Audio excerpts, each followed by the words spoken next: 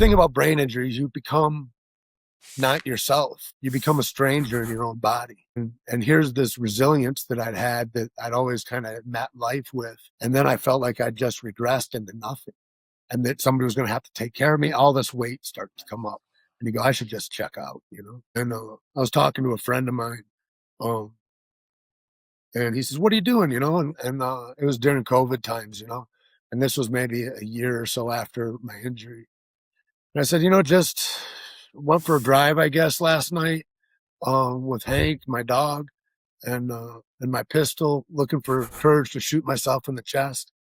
And I'm just going to watch Netflix today. And I don't know, what are you up to? You know, and I just kind of, this was my experience. The other experiences when I'm not talking with people is like, I'm sobbing all day long. I'm just in a place where I can't get a hold of anything.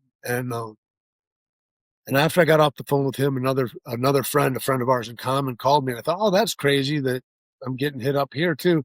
And it was the wife of a friend of mine, Shane, who was a big wave surfer, and he was at a place called the Brain Treatment Center down in Southern California. A guy named Fred Walzones, and he was with Fred at that time, and he says, "Man, I think these guys can help you, Tait." He goes, "We can't help a lot of people, but we think we can help you." So I made a plane ticket to go out there because I was like, I might as well. I'm going to be dead anyway.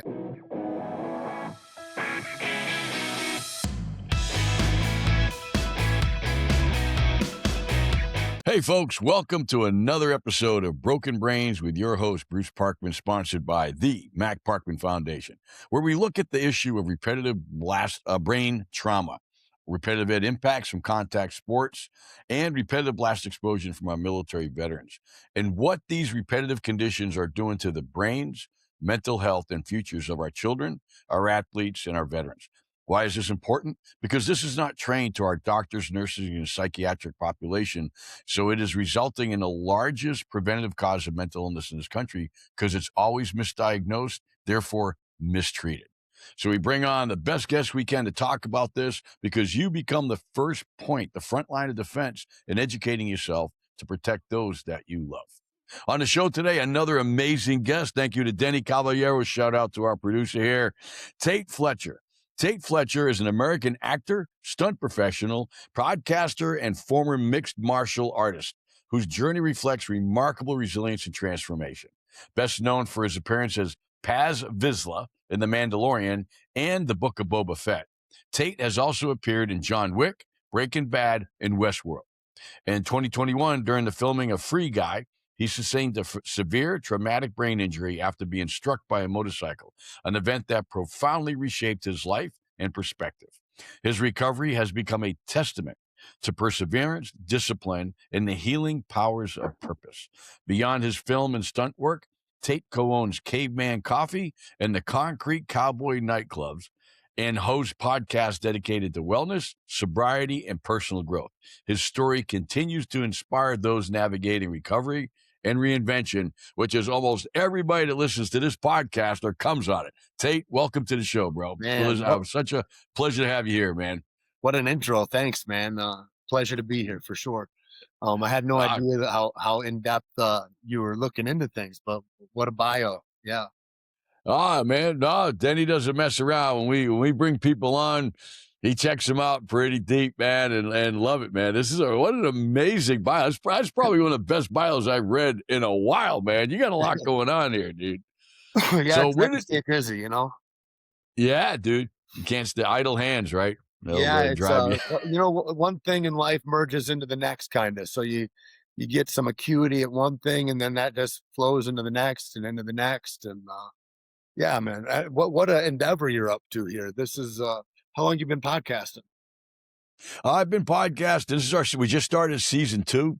Cool. We started about 3 years ago, but it was right after the death of our son, so it kind of got a little hard back then. But you know, time heals a little bit. These wounds never close.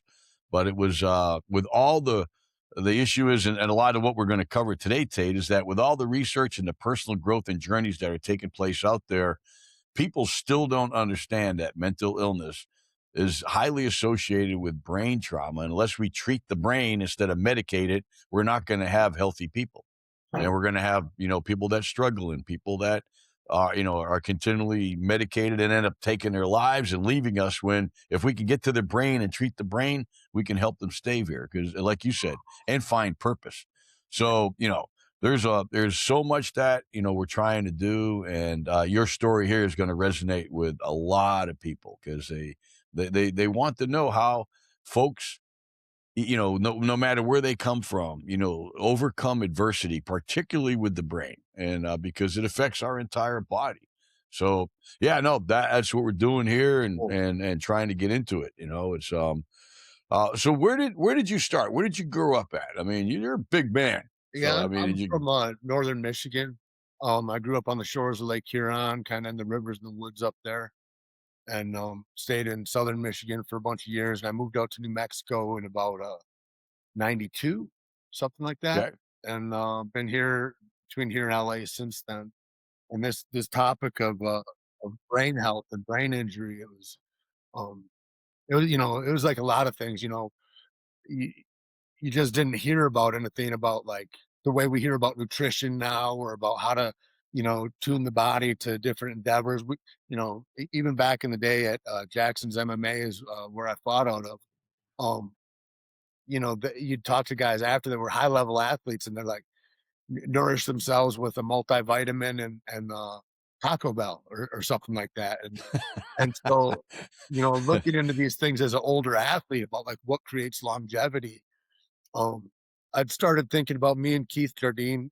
He's a partner for a long time, and we started looking into what it would be like to eliminate sugar from your life, or to these different ways of tuning up, and so we'd gotten into ice baths early on and all that. And what I didn't know was that brain injury in my endeavors was inevitable. Um, I've lived a concussive life, as a lot of young men have, and but I had no idea. Not that I'd altered my course at all.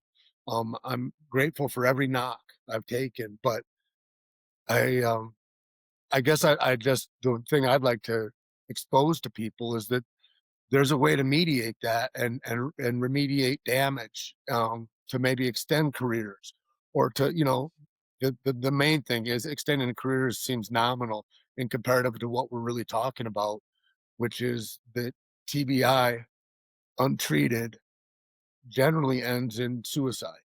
It ends in a tragedy generally, and we see that from our military vets that come back. I don't know if it's still like 20 a day or something like that that end up taking their yep, lives. I mean, it's a vast number, and so like I said, I've been around concussive injury for a long time, and I remember the first time I really got a good crack. I was in a stick fight, and I kind of browned out for a minute, before I got back together and was so able all right, let's go back to stick fight. to yeah. What's a stick fight? Well, there's a group that I got lucky enough to get involved with. There's a guy named Arlen Sanford, and Arlen is a carpenter. He looks like if you made a dwarf really big, like a 6 foot, 250 pound dwarf, like with forearms like cannons. That's Arlen. Popeye. That great big smile. And he goes, "Oh, you want to?" And I just started messing around with things as far as like combat sports, and looking at like what would it be like to take care of my body. And so stick fighting came up, and I just followed that course for a while. And he was a founding member of the group called the Dog Brothers, and the Dog Brothers were Eric Knaus, and he kind of met at a international stick fighting tournament. And at the end of it, they took first and second, but Eric wasn't satisfied. He was like, "Well, when you came across, I don't know that I've been able to come in and score points because they're all very heavily armored." And so he says, "You want to take the armor off and go back to my house and fight for the rest of the weekend?" And Alan says, "Sure." And so, that kind of began this thing about, um, what's the efficacy of our sport really? What is it that we're doing, and what is real damage, and what's stopping power? And so I started fighting with Arlen, and did a whole bunch of stick fights. Uh, And yeah, But and what I mean, what kind of stick? Are you literally hitting each other like with a yeah, samurai sword looking stick or something? like, Or is it like a baseball bat or 32, 34-inch rattan sticks, and you could fight with quarter inch or half inch or inch and a half, like whatever diameter you wanted. You just agree. And, we fought guys with bow staffs. Arlen's fought guys with bull whips and chains, and fought a guy with a mat once. God? Um, but just to see, what happens, and that their credo was higher consciousness through harder contact, which kind of is, the idea of without extreme consequence, there's nothing to grow over. But that extreme consequence kind of dials you right in, it distills you into the moment. Because if you're thinking about something other than that stick swinging by your head, you're unconscious. So the head is still a target in stick fight. Oh, It's for not sure. off limits. For sure. Oh, And oh, puños, God. stabs with this, like all of that is in play. And then when it gets too hot with the sticks, somebody gets tackled and you take them down and pound them out or choke them out, or yeah, I mean the fight goes on. A lot of finishes with the stick, and chokes and in pain compliance. So there's all that, yeah. And then that led me All into that. jujitsu because I found that when you fail with the stick, like if it's too hot for you up top, you've got to either close the distance or run away. And so guys close the distance, they crash, and then you're on the ground. And then what we found is if you're not a good wrestler or you're not adept at jujitsu, you're a child. You just, I mean, you're Mm. lost on the ground. So yeah, that was Wow. that was the beginning of formal combat training for me. And that was prior to you becoming getting into MMA? Oh yeah, yeah, yeah. That was the first thing. By the time I had a cage fight in front of me, I was like, well, I've fought guys with weapons before. How bad can this be? And it was just kind of an endeavor to like who are you under these kind of austere conditions? And can you under that pressure show up with your art? How much are you practiced? Like when fatigue sets in or whatever, you fall back to your training, and are you able to be efficacious in that event also, or do you fall Mm. apart? And I just was like kind of honing myself as a young man in those ways about who are you now? Yeah, and there's a lot of talk right now in the MMA community about the kind of the lack of protections. About when as the guys go in, they sign the contracts. The women go in, they sign these contracts. It's like professional sports leagues, right? I mean, when you're done, they're kind of done with you, right? And then you're left to deal with the impacts for the rest of your life. Now, talk about this. I mean, you talked about stick fighting with armor, without armor, and chains and gloves, and now MMA. You know, when we talk about subconcussive trauma, which is those little hits that don't knock you out, Right. how prevalent of that? How prevalent have these been in your life? I mean, Every day, you've all been day dealing with long. it since start. Yeah. One of my doctors is a guy named Kirk Parsley, and Kirk was a Navy SEAL, and then he became a doctor and started treating SEALs. And what he found is that even going in those zodiacs, every time you hit a wave, that's a concussion. Amen. You know, Yep. you're firing pistols, you're in concussion all day long. You fire a pistol. I mean, I don't know if you ever shot a gun in a car.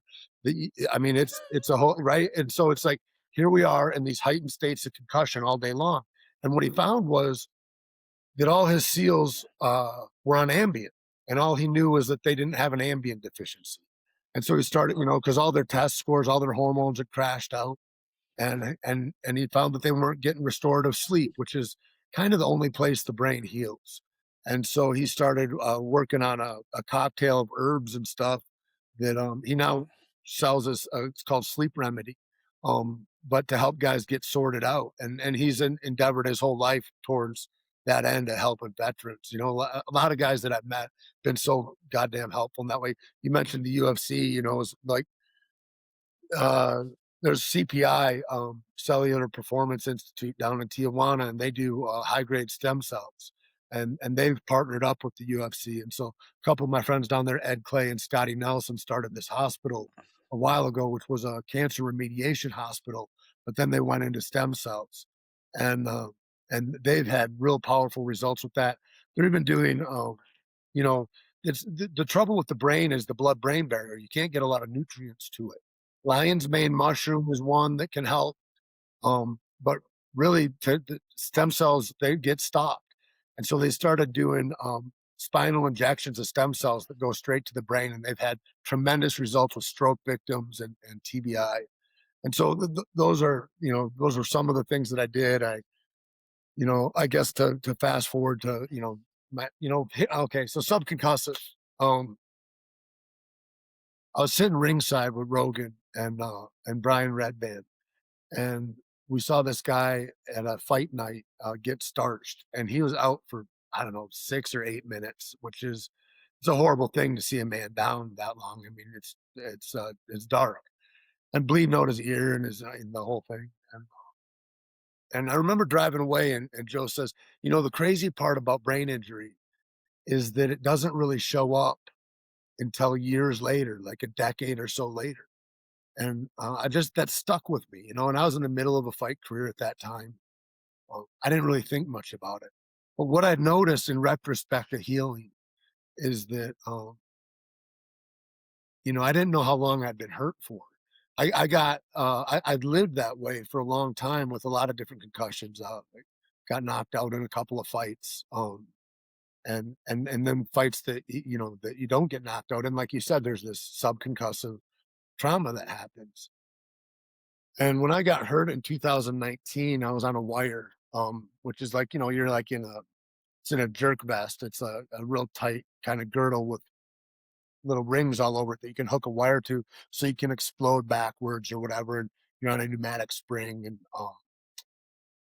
And so when that motorcycle came down and I go backwards and I went straight to my head, and I was out for like 5, 6 minutes. And when I got out, there was no brain fractures or anything, no skull fractures, no internal bleeding. But what I experienced the next few days was a degradation of my psyche. The first night I thought I was okay. The second day when I was supposed to go back home, we'd finished shooting. I was like, I'm not sure how to pack my bags. I don't know if I can get out of this hotel room. Like simple functions were gone. And then it was just dark for the next, I don't know, couple years anyway. I spent basically indoors. Um, I was in hyperbaric chambers 4 or 5 days a week, as much as I could afford. Um, I'd gone to a brain clinic where they did a lot of electromagnetic reprogramming and games on like a bunch of different stuff. And there was like little bits forward, but I I just felt like I got to go. The thing about brain injuries, you become not yourself. You become a stranger in your own body. And here's this resilience that I'd had that I'd always kind of met life with. And then I felt like I'd just regressed into nothing, and that somebody was going to have to take care of me. All this weight started to come up, and you go, I should just check out.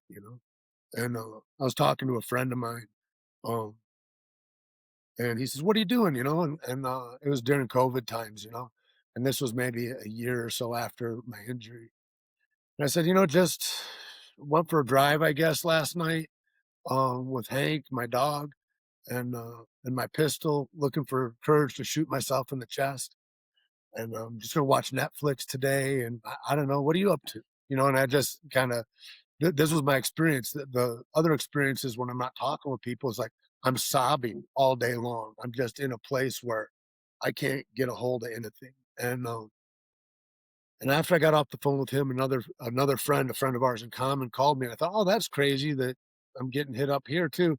And it was the wife of a friend of mine, Shane, who was a big wave surfer, and he was at a place called the Brain Treatment Center down in Southern California.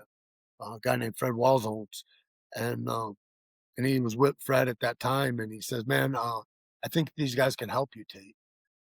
He goes, "We can't help a lot of people, but we think we can help you." So I made a plane ticket to go out there because I was like, I might as well. I'm going to be dead anyway. I might as well spend money on treatment if there's a way out.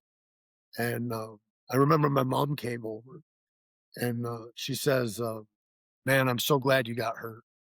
And I go, "Why? Why is that?" Because this seems less than great. And she said, "I've been watching you darken for the last 10 or 15 years, and I couldn't put a finger on what it was. And Amen, dude. now you're able to look at it. This has opened a door to where maybe you can get better." And and she's in tears. And so I went out and I got some relief. there. And so and since then, it's just been constantly vigilant about, you know, go to ice baths, watch what I eat. I eat a strictly ketogenic diet for years, because ketones are the easiest to access for the brain energy, and burning sugar isn't very helpful. And so I just started doing all these different tweaks to my lifestyle, and I started to get better footing and better footing and better footing. And and the latest thing that I've done, which was real helpful, these guys, there were the SEAL community was real big on Ibogaine, and uh, and I thought, man, I don't know, I don't know that I want to do that. And except then, you start feeling bad enough, and you're like, I don't care if I die, I'll do whatever I can to if this will make me better. And so I ended up hooking up with a guy named Trevor who owns Ambio Licenses. Trevor's been on the show, Yeah, man. right. Yeah. Yeah. Yeah. And so he was, real gracious and helpful in that way, and I took a trip down and I saw him, and, there's a lot of, you hear a lot of experiential stuff, and which isn't super. I mean, it's interesting to hear about people's, different experiences with it. Mine was just black. I was just in it was like you're just in mud, like different shades of black and gray going across my eyes for, I don't know, 12 or 15 hours. Oh. That's all? I broke the record down there, bro. Is that I right? journeyed for 44 hours on that Wow, stuff. wow. Yeah. They were blown away. I journeyed so long that they wouldn't let me do the DMT because I was still Wow. flying. Yeah. No, Yeah, good for you, man. I mean, gotta get so home. how do you feel that impacted? I mean, Ibogaine's, that's Mount Everest when it comes to psychedelic, but there's no doubt that Yeah. most of the people, I mean, everybody, it's life changing. I mean, it really is, I don't both even think of it as a spiritually and psychedelic in that way. I mean, it's like it's a different thing. It's a different thing than anything I'd ever even heard about. But yeah. it's the reformation that happens, and just for listeners, like, you know, there's a thing called the Stanford study where they had a bunch of operators that had their brains scanned at Stanford, and then they went down and saw Trevor, and I think that they also did the MERT, which is like what they do at Brain Treatment Center, which Hmm. is shooting magnets in your head. I did that for about a year, um, and uh, and they did something else, maybe stem cells, but they came back to Stanford the next week, and their brains were different. They couldn't see the damage Yeah. anymore in their brain, 1 week. and so there's this reformation process that happens that, you know, uh, there's magic in our world, that's unexplored, and I don't know how that works. I don't think anybody knows how that works. I hope science doesn't stick their finger in it so much that it becomes, mutated or just becomes a thing at CVS or I mean, I don't think it can be, but it's powerful medicine, and that stuff, is healing, is what I found it to be anyway. And I'm reticent to tell anybody about it unless you want to kill yourself. Like if you're at the end, it's a good thing for you, but Mm. it's not like a hobbyist thing. I mean, people do die from ibogaine, journeys, all of that stuff. It's like all at play. It's not like I'm going to go take mushrooms for the weekend. It's like it's a pretty serious endeavor. But, for me and where I was at, it was, I don't know if it was necessary or not, but I did that and I had a 180-degree turnaround. When you're talking suicidal ideation or severe addiction problems, Ibogaine is probably the best course of action to take. And the fact that you're here is, testimony. We've sent 3,000 plus veterans down there to Is that Mexico, right? and 100% of them are still walking this earth today. Most of them had suicidal ideation issues. Well, they And become so so functional. I mean, these they guys do. that are highly, trained, that, these top tier operators, and then they go into their communities, the ripple effects of this stuff is just as it brings tears to my eyes. I mean, it's astounding what Mhm. happens for people. Yep. One guy had said, he was a medic, um, and he said, "It gives me it gives me not only the desire to do the things that I need to do in my life, but the energy to do that and to show up in a present way." And that thing of presence and being able to be in that moment, just be, and it's fine, is tremendous. and be there for yourself and your family. Yeah, Let's go back to the comment your mom made that, yeah. it's like, because just, so you know, I'm a retired Green Beret Sergeant Major. And, I've been through Thank my you. own mental health stuff, been shot in the face when training accidents and parachute jumps, all that stuff. Played semi-pro rugby. So, the thing is that even in my world, it didn't hit me till I was 58 when I was Wow. ended up sucking my thumb in bed. My wife's, I'm having panic attacks, all that stuff. But my life was darkening over a long time from just all the, all the hits that you take. And so, but when your mom said you were darkening, right, from years of subconcussive trauma, right, the changes to your brain, did you ever notice it at all? Because it sounded like you were surprised that mom, would bring I that tell up. you what, man, I've gone back to people that were in my life during that time and made amends. And like, I didn't know what I was up against. I thought, I thought irritability, depression, a sense of hopelessness. I thought that was just And normal. That was just something you carry with it. You know what I mean? we all do, yeah. I didn't have any idea that there was another Tate that could exist outside of that idea. Like, and so nobody was more surprised than me and that's why I say when I started to get better, bro, I had no idea how long I'd been hurt.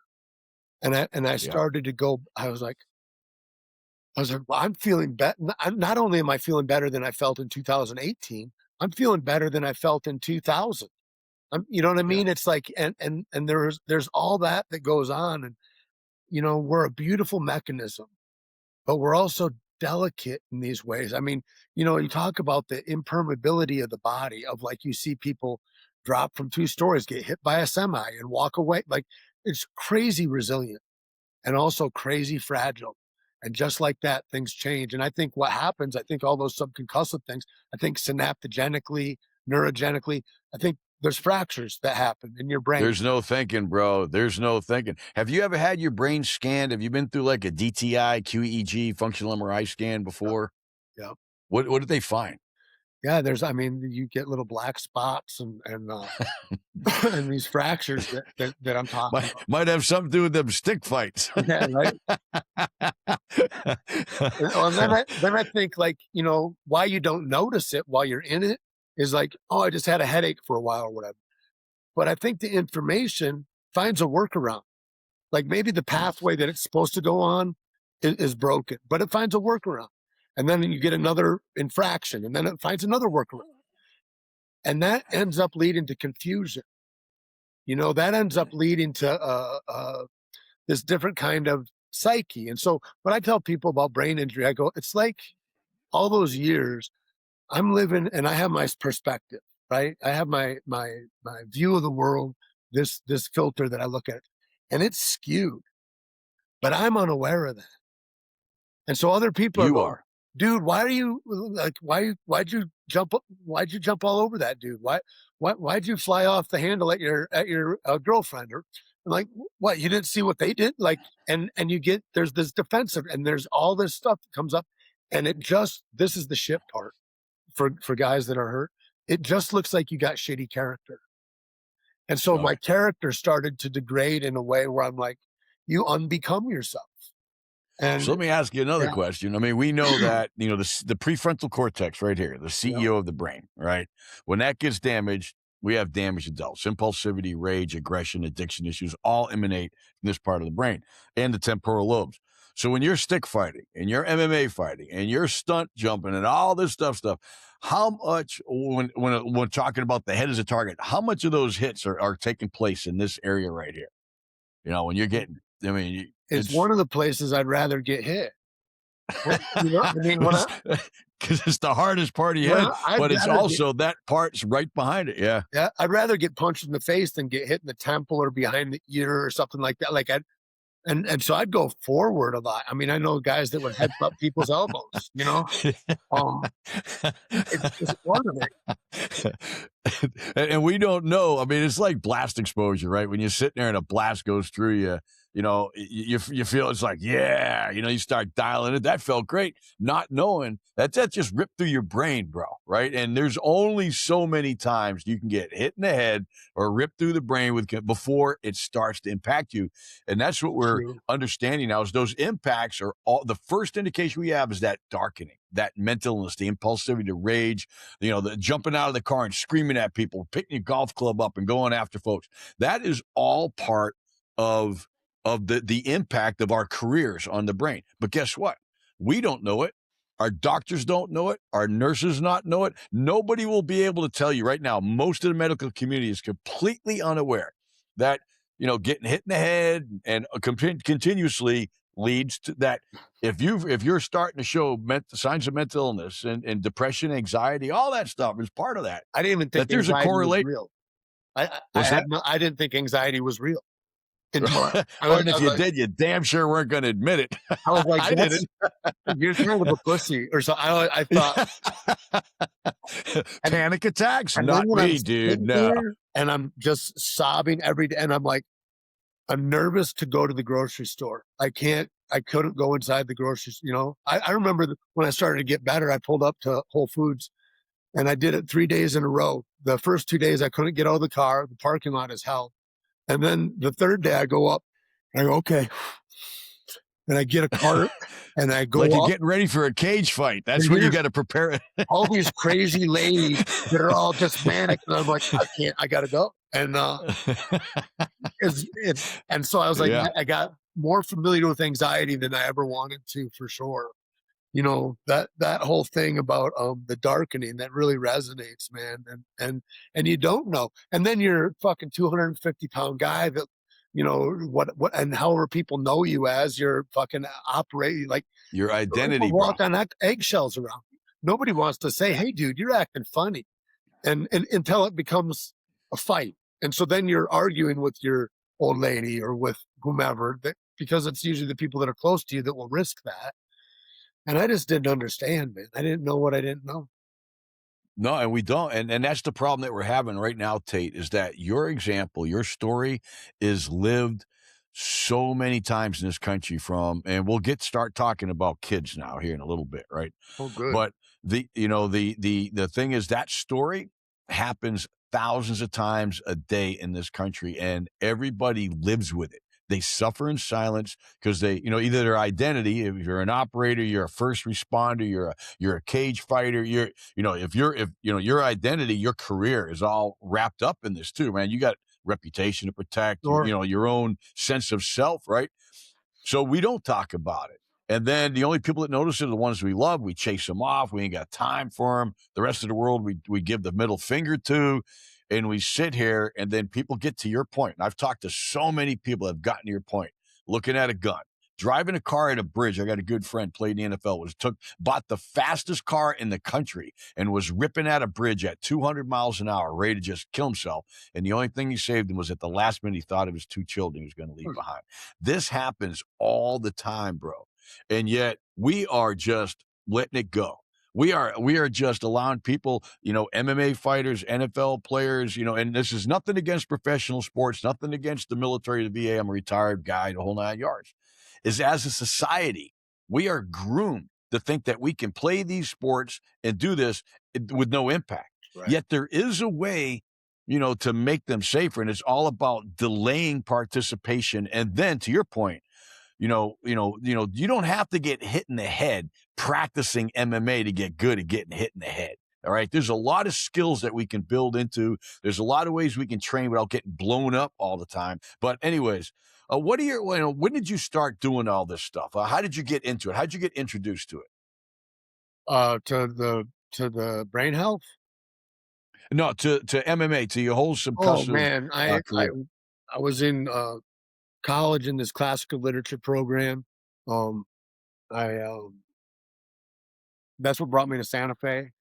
And then a variety of colorful experiences happened, and I I ended up not there anymore, and I had to beat a case in a federal court.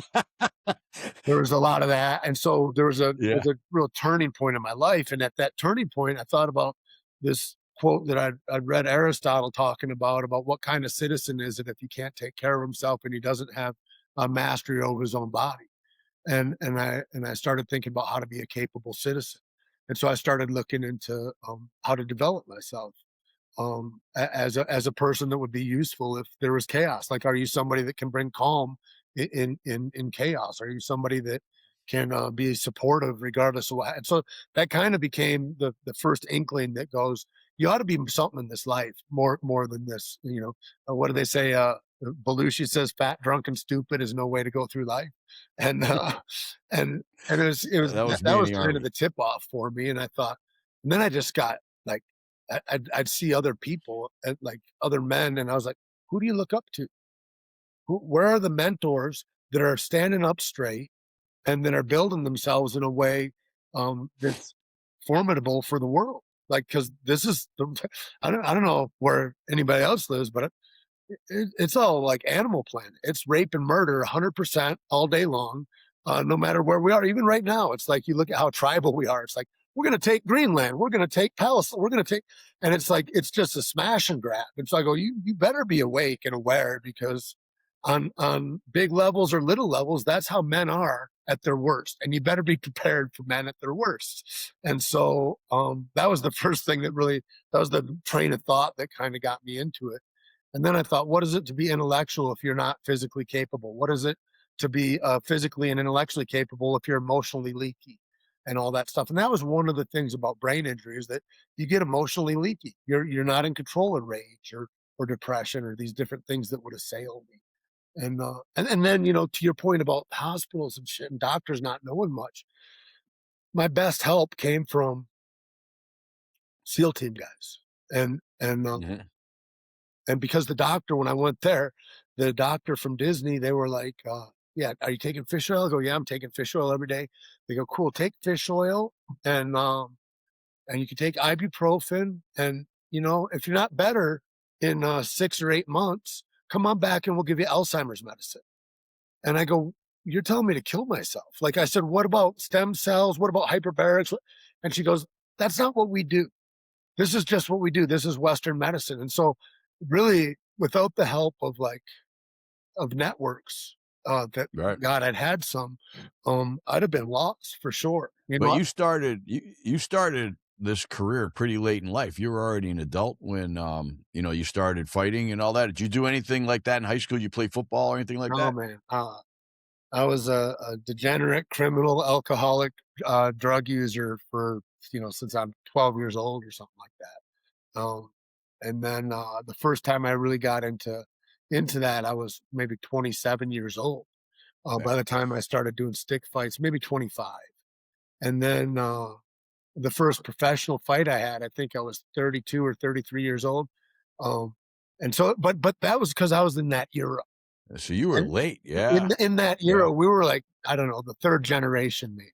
Like, first generation being like Hoyce and Dan Severn and guys like that. They had one modality. They were good at wrestling. They were good at striking. They were Maurice Smith, whatever.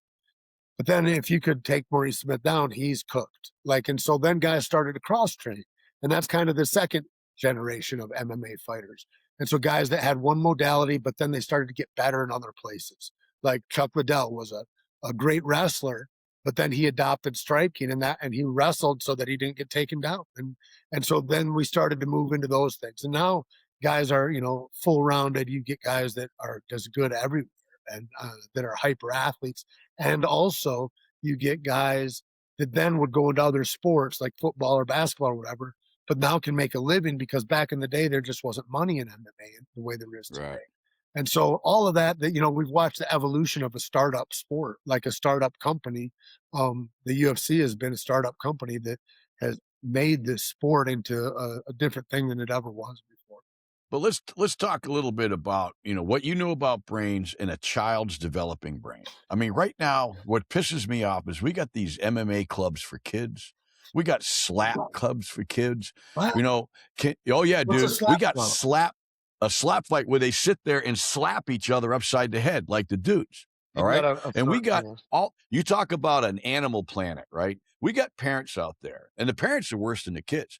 The kids get into it for an identity, but this is the largest preventable cause. This is what killed my son.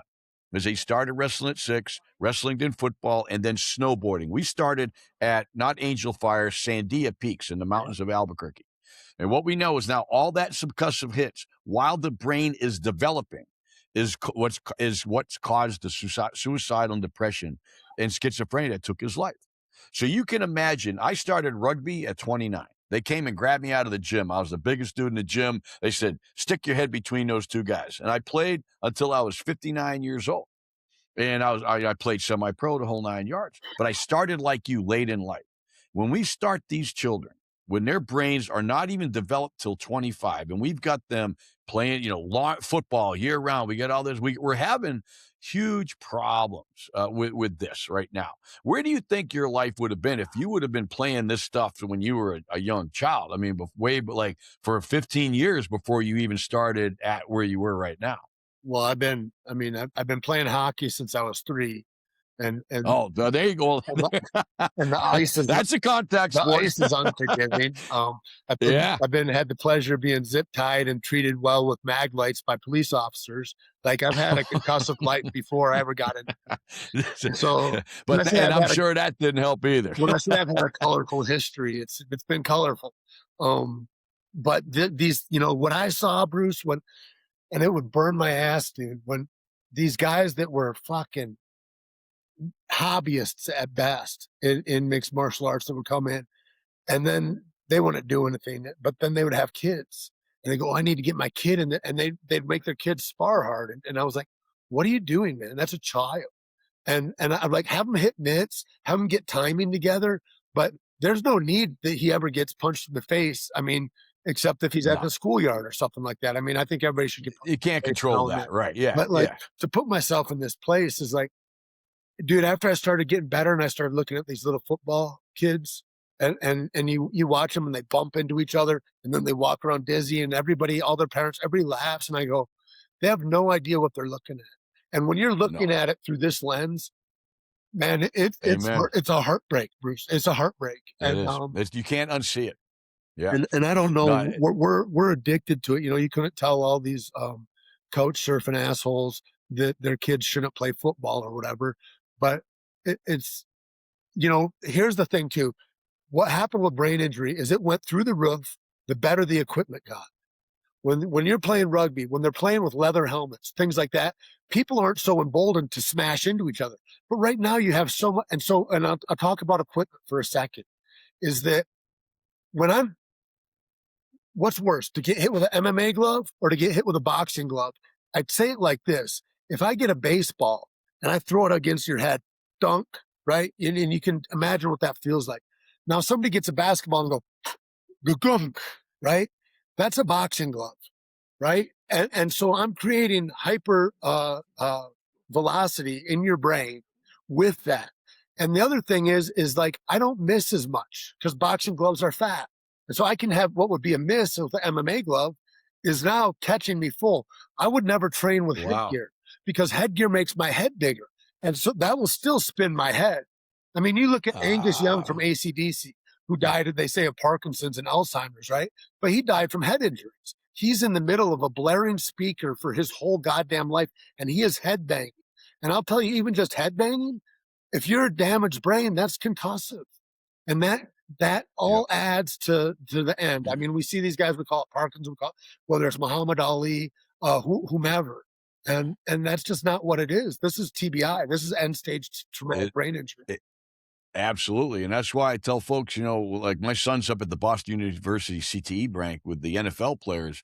There are no baseball or basketball players up there. There's no swimmers or golfers. There's a whole bunch of sports your child can play. And you got flag football and no check hockey and you can have boxing. And you're the first person to come on this show that I've talked to. My local PAL police activity league here in Bradenton, Florida. I hope you're listening. Finally, they had one brave soul that transitioned the kids based on our knowledge and our research from tackle to flag football. Guess what? they still got 8-year-olds boxing. And they'll move to flag football, but they won't change boxing. And you're the first guy to come out there and say, look, we don't need to hit in the head when they're children. They can drill. They can hit pads. They can hit targets on the wall. They can take, some body shots, whatever, bro. We can teach skills. Yep. We don't have to teach brain damage. And you're getting brain damage before you get skills. Because if you show people that are novices, and so they're just taking hits that they don't even know how to move their feet. If you taught them flamenco dance, they would be better off as boxers than if you taught them how to get hit in the face, because they would have footwork. They would understand how to move their body with angles. There's a guy. And how do we get rid of the? Go ahead. I'm sorry. Well, Robbie Lawler is a great MMA legend.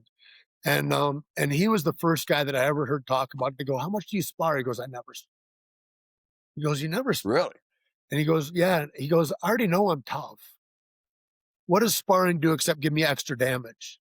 I work on timing. I work on footwork. I work on things that are accessible skills. But to get we used to do Shark Tanks, which were like 5 rounds with a fresh guy each round. And so 5-minute rounds. And so by the, 3rd, 4th round, you're getting fatigued. And so you're not your best. So you're not able to defend yourself in the same way. You're not as fast. Your timing isn't there. And you're just in a place where you're taking damage. George St. Pierre was the first guy that came down to our gym. And he was like, I'm not doing that. Why would I do that? Yeah. That's why we when we talk about sports too, even when you start playing, say in high school, take the contact out of practice. It's unnecessary brain damage. There's no reason to hit every day on the field. Checking hockey every day on the field. So let me ask you another question: is how do we get these dads? And I was never one of these dads. I mean, I wanted my boy to be tough. I get it. But these parents to say, stick your head in there, getting punched in the head. With this macho shit. And like you say, a lot of these men have never been in combat, never been in the ring, never been, in a police car, whatever, right? But they're tough, right? Their boy's going to be tough. They're living through their boy. Right. And they're like, how do we teach them? Like you said, we are beautiful creatures, man. Beautiful. We have amazing grace, the power of love. We can do so much in this world. And that toughness, there's forms of resilience that are way tougher than being able to take a punch, man. Yeah. Being able to just save a woman, being able to be strong in a marriage and committed relationships and be a patient and loving dad. That's resilience. That takes tough guys, right? Their patience alone. What are your thoughts on that, man? I mean, you've been around a lot. You've lived one hell of a journey, bro. And the fact that you're still here and you're moving up and you're just becoming, you're working on becoming the best human you are, that does not happen in many men, in the majority of men, especially those that have been through brain injuries and stuff like that. What's keeping you going, man? How do we deal with this? I mean, we got way too much macho shit out there and not enough love, if you ask me. Well, I think, we think how we tolerate pain is toughness, but you can suffer. I think you ought to learn how to suffer well in this life. But you ought to choose that suffering. It ought to be intentional in the way that, is it suffering through a workout? Is it suffering doing wind sprints? Is it suffering in an ice bath? Because the mental tenacity is what it is. The body doesn't matter. The brain quits before the body does. So I already know my body's going to show up. And so if I can just get mastery over my mind and push those things away, there's ways I can do that enhance my brain that don't damage it. And I think exactly. You can, I hate I got a cold plunge tub right here, and I loathe getting in that thing. Yeah. I hate it. Yet I make myself do it every other day, bro. Because if I do it 2 days in a row, I start getting like heart arrhythmias and stuff, man. Yeah. But I hate that thing, dude. Yeah. But you're right. Taking a hit, and we've all taken hits, man. Yeah. All right, you're tough. You got back up. But that is unnecessary. That is no way to treat your body, the body that the Lord gave you, the body that nature gave you, wherever you come from in this world, right? You got to respect that. You got to respect this. You made the comment earlier how complex and fragile this is. And we treat this brain like it's a bicep or a quadricep or something, it's crazy. Yeah, we don't have any idea how to heal that. We're just tipping into that world where we're getting some ideas. But all the things I've done, whether it's ambio or MERT or stem cells or anything, we don't know best process for like, well, how about when the acuity of the injury, or do you have to wait till the brain? Because like we didn't talk about swelling of the brain. Huge part of impact and a huge part of Neuroinflammation. damage is the swelling of the brain. I've had, I don't know, 4 surgeries on my shoulder. They can't do surgery when I rip my shoulder apart until the swelling goes down, sometimes 6 months, 8 months later, because if the joint is all disrupted with swelling and they have to put a new humeral head on, that humeral head will be the wrong size after the swelling goes down. Wow. Right. And so Wow. when we Yeah. think about this, when I start to transfer that to thinking about the brain, well, shit, there's so much we don't know still. And this idea about going slowly into that, yeah, build tenacity, build toughness, but like, what are we doing about, it's like beating a hammer against a fucking piece of meat to tenderize it. I don't know that the body gets tougher that way, but I do know that skill acquisition will always pay bills. And so when we can teach kids, I'm not even saying don't play football, but for God's sakes, you could learn a lot of skill acquisition. And I think now with what we know, when you throw kids into box with each other or whatever, all that shows is that you're a poor coach, that you don't have any skills to transfer to these kids other than like go and beat each other down, which is ridiculous. That's a ridiculous way to spend your time. Wow. And so I think that there's that. You look at wrestling. Wrestling has a lot of head injury too, but they have a tremendous amount of skill acquisition that they have to do because it's such an intricate movement that we've been doing around since the Greeks. And so those They're coaches tough. have a different idea about what a good training day would be. It's kind of like not being in shape to go into a fight camp. If I have to get in shape in the fight camp, I'm going to spend, if I got 2 months, I'm going to spend 6 weeks like getting into shape. And I remember Randy Couture said, he says, they said, how do you get in shape for a 5-round fight? He goes, I can't. He goes, I'm whatever, however old he was. He goes, I can't get into shape. I have to stay in shape. And then I Right. can have skill acquisition throughout my camp. I can get better timing. Things can get sharpened. But if I'm working at like trying to get my cardiovascular health or trying to get my weight down, I can't ever get skill acquisition in that way. You're trading off things. And so at a certain point, we have to have smarter coaching, I think, especially for these juveniles, man. Good Lord. Yeah. I mean, it's because it's epidemic. And what do they do for you guys? And like, here's some pills and Yeah. here's a fifth of Jack Daniels. Like if we get a hard hit in the front row, Yeah. you go back to That's your what we trailer, do. you have a bunch of Hey. drinks and here, oh, you got oxys? Okay, cool. Out there, nobody's trying to kill anybody. But what I know about brain injury is if you drink on a brain injury, you're giving yourself another Yeah. right? Yeah. And, You're just hurting yourself, man. so here we are. We have no idea. Yeah. Because we don't know what we don't know. I hope And more of these conversations, man. I really applaud you for this because this is a conversation that it's of course near and dear, and fuck to you too. I had no idea that that's how your son went. I'm so sorry, man. no, dude. This thing I'll say too about, I heard this guy, when there's 2 things. There's a lady that meant the world to me. And we were on Zoom and she says, how are you doing, Tate? And this is like maybe 2 or 3 years in. And I go, I'm fractured, but it's like, but it's okay right now. It's like, I've gotten enough groundwork that I feel like I'm okay. And she says, you say this, a broken, fractured. She says, I want you to consider, Tate, that the human body has a tendency towards healing. You cut yourself, you don't even have to think about it. Your body starts stitching you back together. And maybe just right now, you just need to be patient in this. And that really brought me into my breath and following my breath towards a deeper interaction, And I think that's super, super important. Don't quit 5 minutes before the miracle because there's miracles that happen, man. We're a miracle. every day. Yeah. Yeah. Every day. So Tate, as we close out, man, I mean, we didn't even get to talk about it. Tell me about John Wick, man. What was that all about? I love them flicks, bro. All my heroes were in there, man. All the guys that were in the Matrix were there. And the thing that was cool about that too is like you got to see transcendence happen. The guys that directed that, it was the first time that there were stuntmen that had become second unit directors and stunt coordinators and stuff. But it was like the guy that was the double for Keanu the guy that was the double for Brad Pitt. They were partners in 8711, which is a stunt choreography kind of design group. And they were allowed, they talked themselves into the position where they were able to direct that. And so for the first time, these guys blew up, and now they have huge production houses. They've done all the John Wicks, Dave Leitch, Chad Stahelski's, who was Keanu's guy. Dave Leitch was Brad's guy, and he went into the Fall Guy and Bullet Train, Bullet Train was a good one too, man. That was Atomic pretty Blonde, funny. all the the Fall Guy.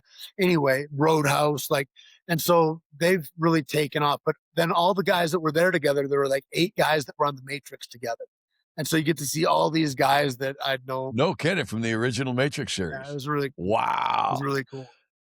Yeah, That's it was a neat. real So treat. did you which John Wick were you in? It was like, First well, one. there's the first one? Yep. All right, I'm gonna go watch it Yeah, again, man. first one. Well, all through the nightclub scene, me and Jardine are both in that. And when I get clipped, he Ah. gets shot right after me, basically. It was go.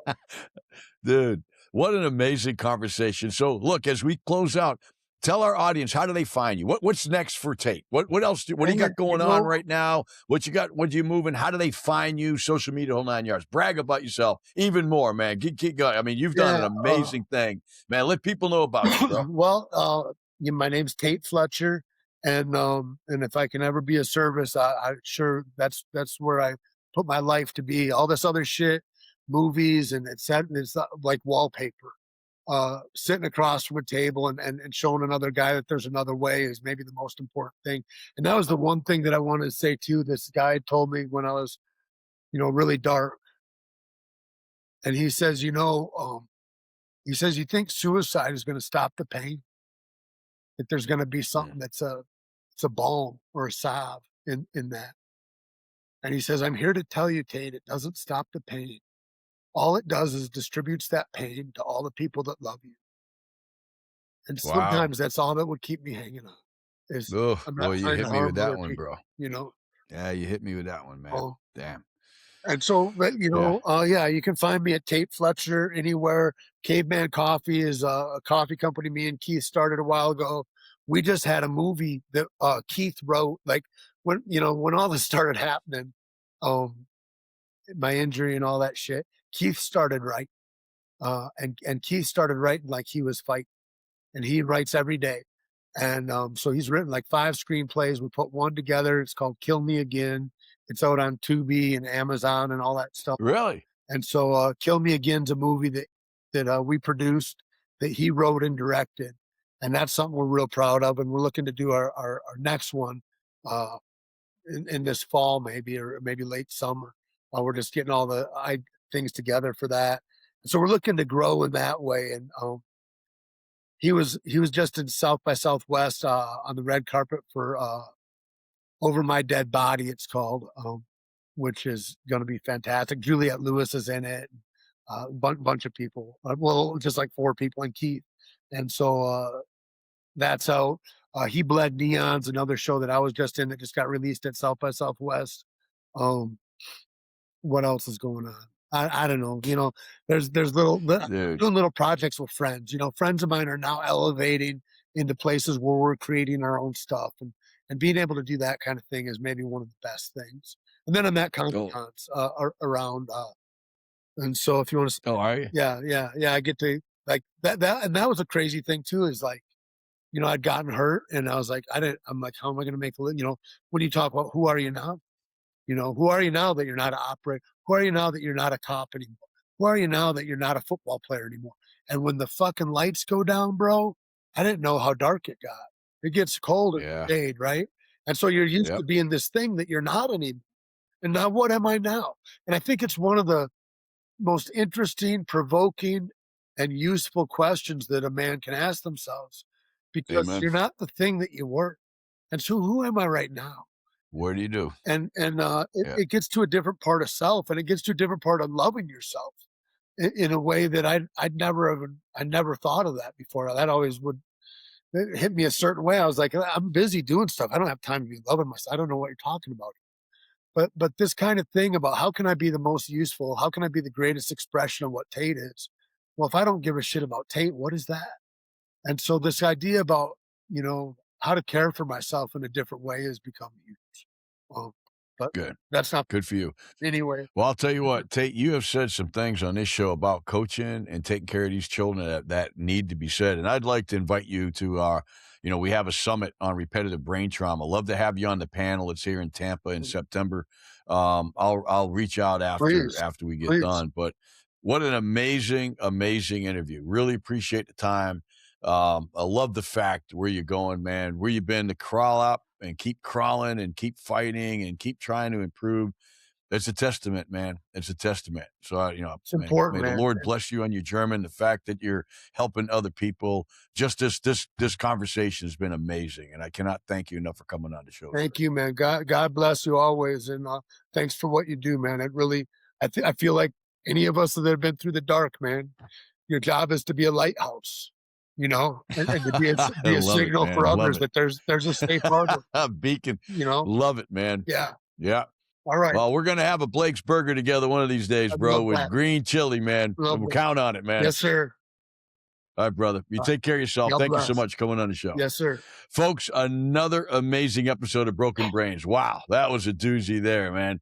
Can't thank you enough for watching it. Remember, as we close out, like us on the YouTube, Apple, wherever you find us, Spotify. We're all over the place on the podcast. Look for our app on the Google Store, Head Smart's the only app with repetitive head impact information on it for your parents. Don't forget our book. Of course, I don't have one right here, as usual. It's for free on our website. We just wrote the new copy. It's going to be released by the end of this week. And our summit on repetitive brain trauma, September 16th and 17th here at CAMELS, which is the Center for Advanced Medical Learning and Simulation here at University of South Florida.